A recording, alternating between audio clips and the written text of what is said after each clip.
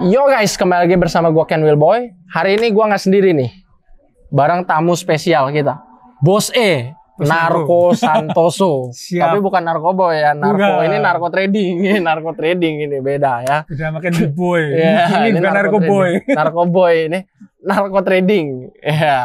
Oke, ini hebat banget, udah trading forex berapa tahun? 8 tahun. 8 tahun ya. Bro juga lama kan? Ya, lumayan lah dari. Kalau forex sebenarnya pertama kali nyentuh itu 2019, tapi nggak terlalu fokus dulu. Nyoba-nyoba aja. Ya lumayan lah dari 2019 sampai sekarang berarti 4 tahun lah. 4 tahun ya. 4 tahun. Cuman baru benar-benar fokusnya ya 2 tahun terakhir lah, 2 tahun terakhir. Cuman ya udah growth-nya, ya pertumbuhannya keren ya, stabil ya, dan menghasilkan. Ya lumayan lah. Industri forex itu luar biasa ya menghasilkan. Hari ini kita akan bahas investasi yang menguntungkan di tahun 2023 bahkan buat tahun-tahun ke depannya. Setuju Oke. Nih Bos E, mau nanya nih. Sekarang umur berapa nih? Tahun ini 27. 27 ya, 27. Lagi. Berarti trading forex 8 tahun dari umur 19 ya? 19, betul. Kita langsung aja ke pertanyaannya. Sekarang di umur 26-27 ini, Bos E ini udah jadi miliarder atau belum? Puji Tuhan, sudah. Sudah, wes keren. Tuhan sudah. Nih, dengerin ya yang mau jadi miliarder di umur 20-an. Ini udah nih hebat. Ini disclaimer dulu, pajaknya rajin bayar. Wes, nanti keren. pasti ada yang ngetek di Dirjen Pajak itu. Keren. Ini pajaknya udah dibayar semua. Wes, keren banget. Tuh, hebat guys. Harus itu. Yang yang jadi pertanyaan lagi orang, kalau punya uang itu sekarang investasinya apa sih yang paling bagus zaman sekarang nih 2023? Koko, Bos E, nyimpen uang di mana sih? Kalau nyimpen uang, kebetulan sahabat BCA ini. Sahabat BCA, iklan di. Ya. Jadi kalau saya ya, untuk nyimpen uang, saya ini lebih suka ke yang tidak terlalu high risk, tapi juga tidak yang terlalu low returnnya. Tidak terlalu low return. Tidak terlalu low return, tapi tidak terlalu high risk. Oh, benar-benar. Jadi moderat lah. Sekarang itu naruh uang di mana aja gitu, selain misalnya selain cash, naruh cash, rekening, terus kemarin ada kripto juga, cuman udah di take profit, quit kan, terus juga ada di forex, nah di forex, terus juga ada di emas fisik, tapi nggak banyak juga. Yang paling utama deh di mana? Paling utama di forex, karena kerjaan utama juga. Forex, berarti banyaknya di forex sama cash lah ya. Forex sama cash. Keren. Save money penting itu. Forex kan banyak yang mikir high risk tuh. High risk. Emang bisa jadi aman? Forex kan banyak yang bilang high risk tuh. Bisa jadi aman. Kalau menurut gua sih resiko sama hasil yang bisa didapat itu bisa sebanding. Jadi kalau hasilnya tinggi, resikonya bisa tinggi. Resikonya betul. Bisa rendah, tentu hasilnya tidak setinggi ketika kita high risk tadi. Bisa diatur sendiri bisa ya resikonya. Kita sesuaikan. Karena semuanya kan tinggal disetting, lotnya diatur, lot itu kan untuk transaksinya, terus cara trading kita gimana, modalnya berapa, semua bisa diatur. Benar. Bro juga di forex kan? Forex dong. Sama kan sudah. Mantap. Iya. Nah sama ya sebetulnya. Gue banyak belajar nih sama Bos E tentang forex juga. Salah satu suhu gue ini nih, mantap. Kalau sekarang emang di forex Bos E banyak tradingnya manual atau otomatis atau bagaimana tuh? Lengkap. Jadi mulai dari yang manual kita juga ada, otomatis itu kalau yang orang dulu kenalnya robot forex ya. Robot forex. Terus semenjak robot namanya jelek, kita kembalikan ke nama yang sebenarnya itu expert advisor. Expert advisor. Ya, expert advisor lah, ada yang nyebut expert advisor itu. Ya. Terus juga ada. Tapi itu bukan robot-robot yang Ponzi gitu kan? Bukan, beda. Jadi dapat AI-nya, dapat filenya. Ini real. Deposit sendiri, di akun sendiri, withdraw sendiri. Kalau robot real gitu ya? Robot real gitu. Robot real bisa broker bebas. Broker bisa apapun, bisa disetting bagaimanapun. Oh, kalau yang Ponzi enggak. Kalau yang Ponzi biasanya kan kita titip dana aja gitu. Titip dana, brokernya semua ditentuin ya. Iya, brokernya wajib ini, wajib itu. Wah. Kalau udah dibawa kabur uangnya. Kabur. Iya, terus yang salahin forexnya. Iya, yang salahin forexnya. Padahal salah itu oknum. Iya, oknumnya. Tapi nama forexnya jadi jelek, bro. Benar. Semua robot dicapnya jelek ya. Iya. Kalau yang manual nih, sukanya strateginya gimana sih, Bos E? Kalau yang manual itu lebih sukanya yang untuk misalnya day trade. Day trade. Day trade. Jadi day trade itu untuk trading mencari profit harian. Profit harian. Kita pakai time frame-nya. Ini saya spill dikit nih ya tekniknya. Spill. Biar teman-teman ya belajar juga ya. Jadi time frame-nya H4, H1, M30. Jadi antara itulah. Buat yang belum ngerti nih, H4 tuh berarti 1 candle 4 jam. Betul. H1 1 candle 1 jam. Kalau M30 berarti 1 candle 30 menit. Betul. Singkat ya. Oh, itu nggak terlalu singkat sih kalau menurut kalau gua nih, gua mungkin scalper berarti ya. M5. M5. Yang suka curi-curi ayam tuh berarti cocok pakai scalping gitu. Scalping. Tapi itu udah cukup singkat ya menurut Bos E. Selama M30, bisa menghasilkan profit kayak yang bro lakuin, berarti itu metode yang bagus. Kalau misalkan memang tidak bisa menghasilkan profit, berarti harus di reset ulang metodenya. Namanya trading kan probabilitas. Probabilitas itu artinya ada kemungkinan berhasil, ada kemungkinan tidak sesuai dengan analisa. Betul. Kita nggak gambling kan, kita kan berdasarkan analisa kan. Jadi ya dari akumulasi transaksi kita selama mungkin 1 minggu atau 1 bulan, hasilnya profit. Nah itu yang kita cari. Jadi ada profit loss, mungkin loss lagi, profit loss lagi, totalnya profit. Nah itu yang kita cari. I see.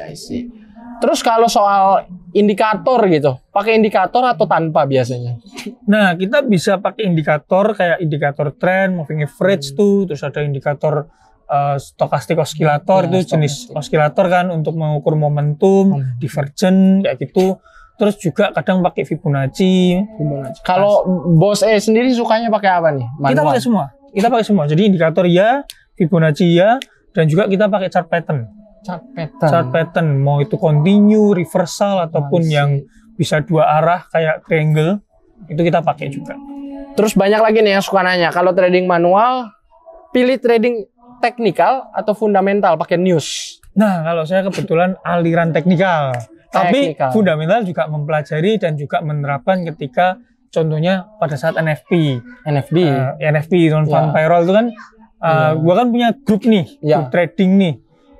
Jadi di grup trading ini setiap ada NFP sebulan sekali itu awal-awal bulan hari Jumat biasanya itu kita selalu adain trabar live trade bareng. Nah itu akurasinya juga bagus 80%. Tapi juga didasari analisa teknikal. Tetap pakai teknikal. Kalau bro gimana? Kalau gua sih biasa kalau news ya full news. Sebelumnya teknikalnya jangan, kalau udah open posisi semuanya di close dulu, dan biasa gua nyaranin open posisi 1 menit setelah news. 1 menit setelah news ngikut aja sama news. Berarti tunggu 1 menit setelah news itu rilis. Ya, kurang lebih lah ya. Berapa detik setelah news rilis kan langsung kelihatan newsnya positif atau negatif. Arahnya marketnya juga udah mulai kelihatan kemana. Follow. Tapi jangan sampai ketipu market. Kadang kan naik terus tiba-tiba turun. Betul sih. Makanya kita harus bisa trap atau bear trap dulu ya. Kita hindarin itu ya. Jangan sampai ketipu market. Jadi jangan hanya ngikutin market, tapi waktu news keluar baca juga newsnya. Apa artinya news tersebut apa? Misalnya dolar positif, berarti nilai dolar kan menguat. Dolar menguat ya gold turun. Nah kita dari news aja udah harusnya bisa ngebaca kan arahnya kemana. Iya, berarti jadi nge-sell gitu ya. Langsung nge-sell. 1 menit setelah news, maksimal setengah jam udah di closing semua. Ya jadi teman-teman yang tahu tekniknya ini coba dipelajari ya. Jadi coba tuh ada news dipelajari, terus nanti diterapin. Bisa macam-macam lah. Intinya kan semua probabilitas saja. Nggak mungkin sistem itu 100% benar. Nggak mungkin 100%. Kalau teman-teman masih nyari sistem yang 100% benar, ketipu market itu, ketipu oknum. Yang itu katanya holy grail. Holy grail nggak ada. Semua strategi itu nggak ada yang holy grail. Semua ada plus minus lah. Lagi bagus di kondisi market ini, tapi nggak bagus di kondisi yang lain. Iya betul banget. Namanya market kan dinamis bro. Kan? Kadang market kondisinya bisa fluktuatif. Kadang bisa sideways. Ya, kadang bullish, bearish kan macam-macam. Ya sebagai trader ini kan yang dilihat bukan cuma menurut saya ya, menurut opini saya.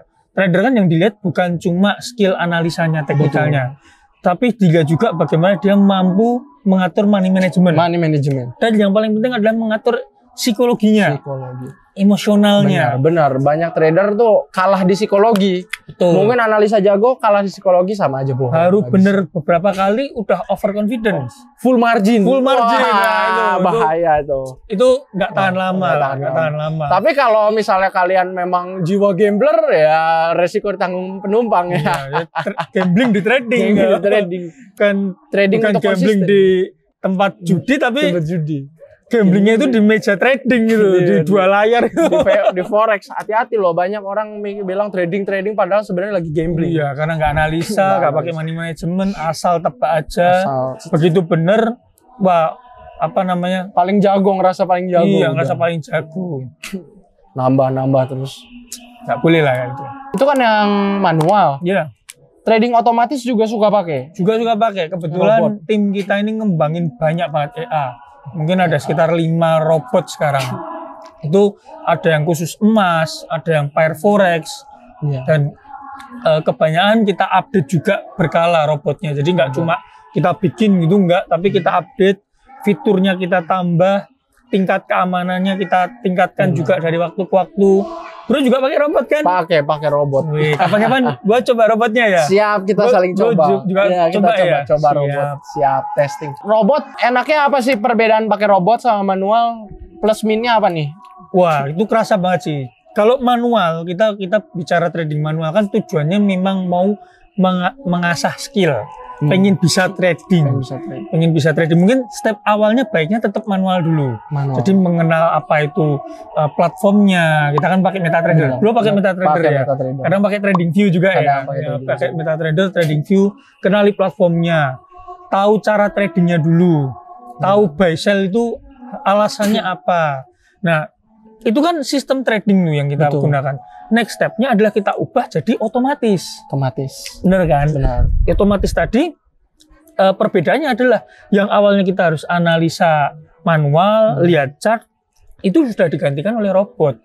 Robot ini yang membantu analisa, yang udah entry, misalkan open buy, sell, take profit-nya juga robot sendiri semua. Jadi udah kayak nabung lah di sana ya. Naruh duit berkembang. Ya, robot ini jadi asisten kita lah. Jadi asisten kita punya asisten tapi dia disiplin. Karena robot ini kan follow rule. Jadi kita udah tentuin apa, dia akan disiplin. Dia akan disiplin. Dia nggak mungkin kita setting seperti ini terus geraknya yang lain-lain. Tiba-tiba marginnya pakai gede banget gitu. Kalau orang kan kadang-kadang kemungkinan salah pilih broker kalau itu dia curangin broker itu. Benar. Makanya jangan salah pilih broker, bro. Oh, kalau dicurangin broker bisa gitu ya? Bisa, karena kita punya pengalaman, kita kan juga tes kan, robot kita kan bisa dipakai di broker-broker lain juga. Kita pernah temuin kondisi seperti itu. Harusnya dia open 0,1 lot, tapi bukanya 10 lot, bro. Bisa gitu? Bisa. Kalau komplain ke CSC dibilang error dari robotnya. Padahal robot, curang, ya? Iya, robot kan bisa kita cek di jurnalnya. Benar, gitu. Nah, teman-teman juga nggak tahu kan, mungkin belum tahu. Jadi di MetaTrader kita, kalau kita pakai robot, itu ada jurnal tradingnya. Nah, disitulah kita bisa ketahui apakah robot ini memang error atau enggak. Nah, jadi ilmunya banyak sih. Benar.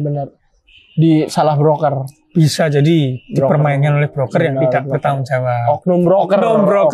Di sini zaman sekarang banyak oknum ya, bro. Hati-hati. Harus hati-hati ya semua. Ya, pinter-pinter lah milih broker harus yang bagus. Karena kalau enggak, duit kalian lenyap lah. Percuma mau sejago apapun kalau tempat tradingnya sendiri udah hancur. Ibaratnya kita balap lari sama orang lain, tapi tracknya kita udah dikasih batu-batu, dikasih duri-duri, ya udah kalah duluan ya. Betul. Nggak bisa. Kayak pilih bank lah. Kita kan pilih bank juga berhati-hati tadi. Kayak saya pengen bank ini atau bank yang itu kan, semua dilihat dari backgroundnya juga. Mungkin bro bisa kasih tips nih, gimana cara pilih broker nih? Pilih broker. Mana? Kalau pilih broker sih, yang regulasinya oke, jelas. Kalau gua sih yang lihat pertama regulasi. Bisa cek sendiri WikiFX, banding aja sendiri ya. Di sana lengkap. Bahkan hati-hati. Banyak broker yang kelihatannya iklannya di mana-mana. Waduh, benar-benar di mana-mana kelihatannya paling oke punya. Ternyata nggak punya regulasi. Ternyata dicek regulasinya abal-abal. Iya. Ada regulasi pun, regulasinya kadang nggak jelas. Bukan dari negara. Dia apa? Bikin regulasi sendiri. Lembaga nggak jelas. Ternyata dicek lembaganya bisa beli regulasi asal bayar sekian, terbit regulasi. Udah nggak benar. Berarti ya. Regulasi. Kedua, cek dulu brokernya banyak yang komplain nggak. Historinya berarti ya, histori brokernya, backgroundnya. Lihat website review, kayak di WikiFX lah salah satunya bisa. Lihat reviewnya, banyak yang komplain nggak? Kalau banyak komplain, profit akunnya ditutup, nah itu harus profit nggak hati-hati. dibayar, terus profitnya di cancel. Ya hati-hati lah. Terus nggak bisa withdrawnya dipersulit. Nah, jangan pilih broker yang susah withdraw. Masa deposit gampang, withdrawnya dipersulit. Iya, pada duit kita ya. Duit kita, profit kita. Harus hati-hati bro. Bener. Itu aja sih. Hati-hati, kadang di luar sana iklannya di mana-mana, tapi belum tentu bagus. Ya harus cek-cek gitu ya. Terus gue punya pertanyaan terakhir nih bro. Ya tadi kan lu yang memulai, gue punya pertanyaan. Apa enaknya jadi trader versi lo? Kalau versi gue kan bisa, yang gue cari bukan uangnya ya sebetulnya. Uangnya mengikuti, tapi gue bisa kerja dimanapun, kapanpun. Nah kalau versi lu apa ini? Sama ya kayaknya. Sama ya. Financial freedom. Financial freedom. Ya semua orang pengen ya financial freedom. Tapi kan caranya gimana? Nah itu Forex ini menurut gua sebuah industri di mana kita untuk jadi financial freedom itu nggak ya dibilang bisa mungkin terjadi. Mungkin terjadi. Financial freedom di usia muda. Bisa dan sangat mungkin terjadi. Bener. Tapi mungkin meluruskan ya. Jadi biar teman-teman ini kan nggak memelintir kata-kata kita. Bener. Financial freedom versi kita menurut saya adalah bukan berarti punya uang banyak nggak kerja. Iya benar, nggak mungkin. Uang banyak nggak kerja tuh. Menurut saya financial freedom itu artinya kita mau apa bisa kebeli.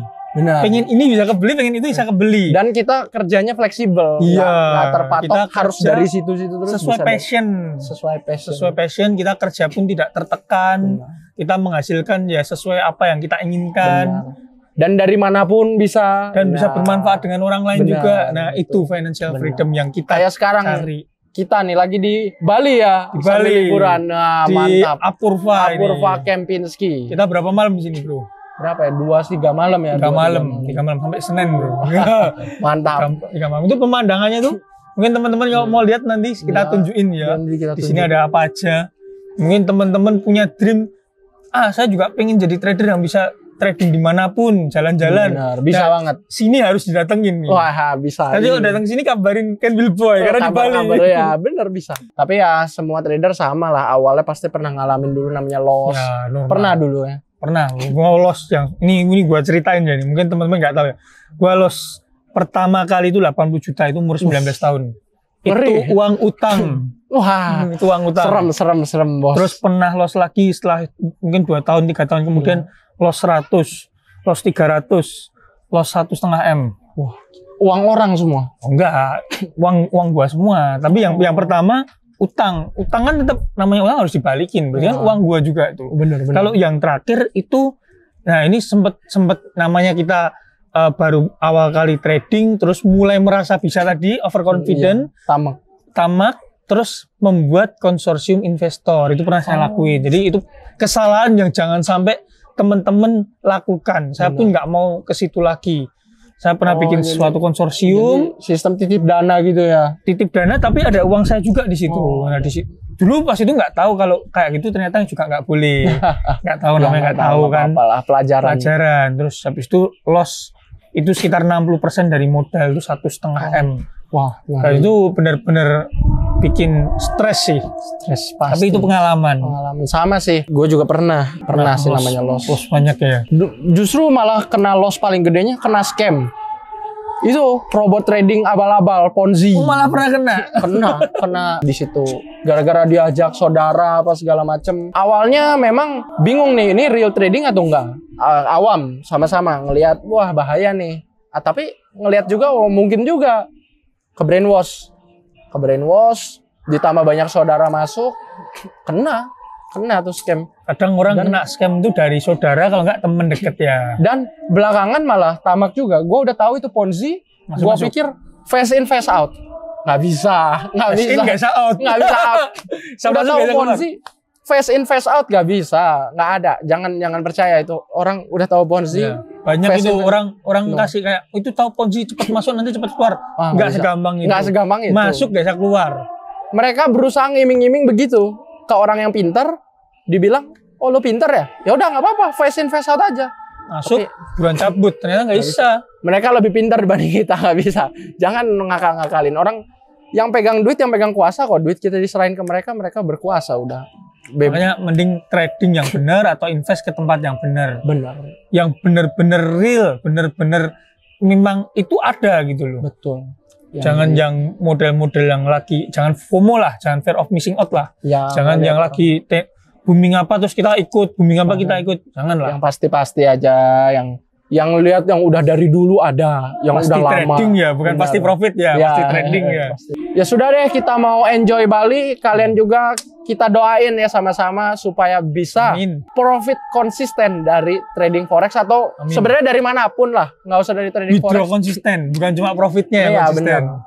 Ya kebetulan kita dari forex ya sudah memang dari trading forex. Tapi kalau kalian punya bisnis yang lain ya kita doain yang terbaik lah buat kalian semua.